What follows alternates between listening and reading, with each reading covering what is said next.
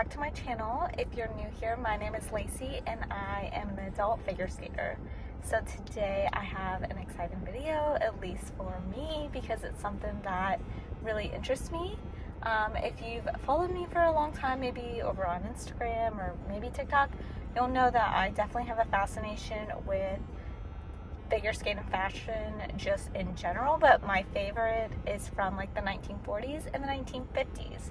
So I thought a fun video, maybe a few themed videos, is gonna be related to that. So this first video is gonna be restoring a pair of 1950s figure skates. So I did not have a pair, so I searched the internet and I finally found a pair. I was looking for the 1930s and 40s, but those were really dinged up and like really distressed, so there was just no way I was really going to be able to restore them. They were just in really bad condition. So I did find a pair from the 1950s, and the back story on this pair of skates, it was the seller's grandmother, I believe, who skated in these skates, and she was saying that she wore them in the 1950s and throughout the 1960s as well, and that she would go skating with her husband all the time, and that she loved figure skating. So yeah, I thought that was really interesting and I liked the story. So that is the pair that I decided to get. I got them off of Etsy and I do have them here. I will insert some up close videos of them.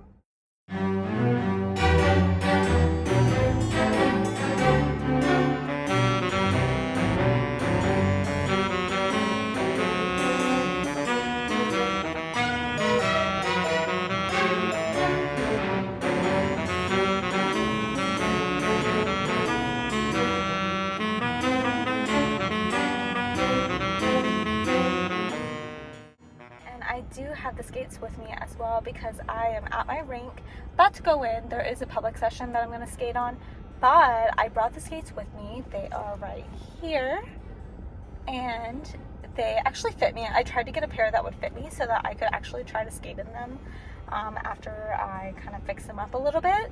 These are actually in a really good condition already, like the inside.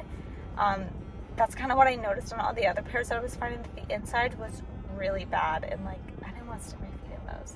So these actually looked pretty nice on the inside and pretty decent on the outside. Obviously the leather is worn and doesn't really have much support, but the skates back then didn't really have support anyways, so I was kind of expecting that. They do need new laces. I'm going to clean out the outside, and today I'm hoping that my rink can sharpen the skates. They are a tad bit rusted, which probably can't really see, but I'm going to try to clean the metal on the sides and everything, get that rust off. But as for sharpening, I'm hoping that they'll be able to.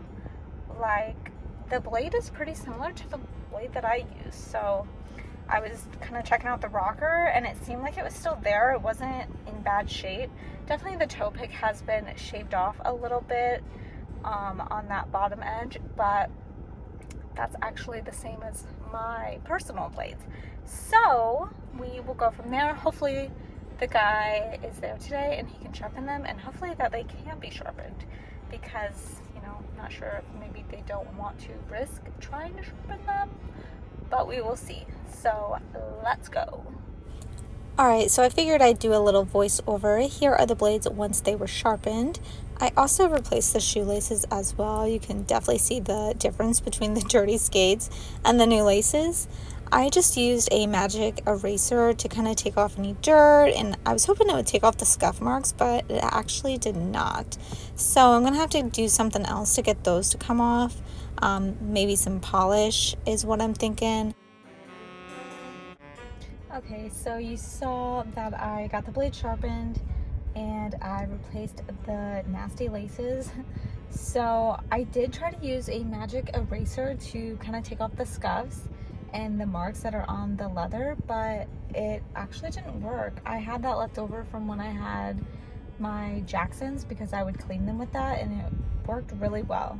So I thought that that was gonna work, but it turns out it does not. So I am currently in the parking lot of Target, and I'm gonna get some like leather polish, like white, and I'm gonna try to see if that kind of like covers the scuffs and stuff that's on the outside.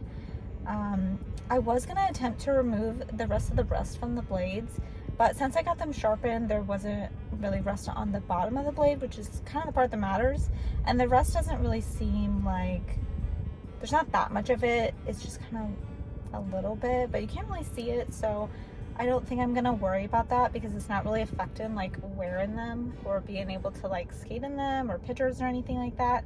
So I think I'm just gonna leave that how it is and kind of take off the scuffs and cover any like of the parts where the laces, like what are those called, the little like hooks, the paint I guess is kind of chipped on that. They're meant to be white and some of them are like I don't know, like a rusty gold color, so I'm gonna try to use the polish to cover that up too. And it said that they had it in stock at Target, so we're gonna get that today and try to fix them up a little bit, and yeah, and we'll see how they turn out. So let's go. Okay guys, so I'm back at home. I have my skates and I have the polish, so I'm gonna try to get rid of all of these scuffs and marks that are on them to try to make them look a little nicer. So let's do it. Alright, so as you can see, I'm just applying the leather moisturizer. It comes in the color white, so I'm hoping that it covers up some of those scuff marks. While doing this though, I thought I would do a little voiceover kind of explaining the history behind this particular pair of skates. I love learning the backstory of all of my vintage items. I just find it very interesting.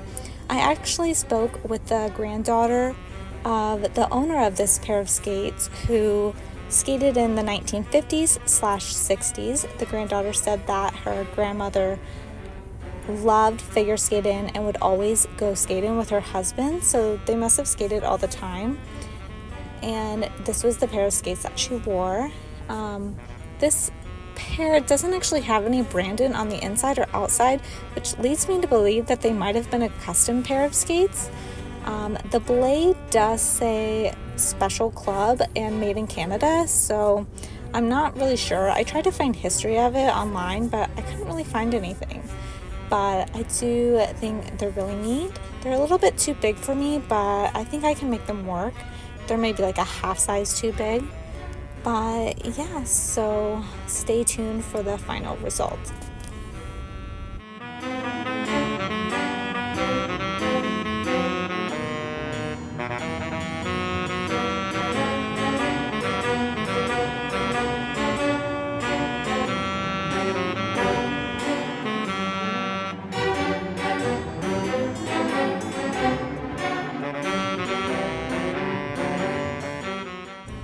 Alright, so here is the grand reveal. Obviously they just look much cleaner and more polished, mainly for display, but also in case if I ever decide to wear them again, which I'm sure I will.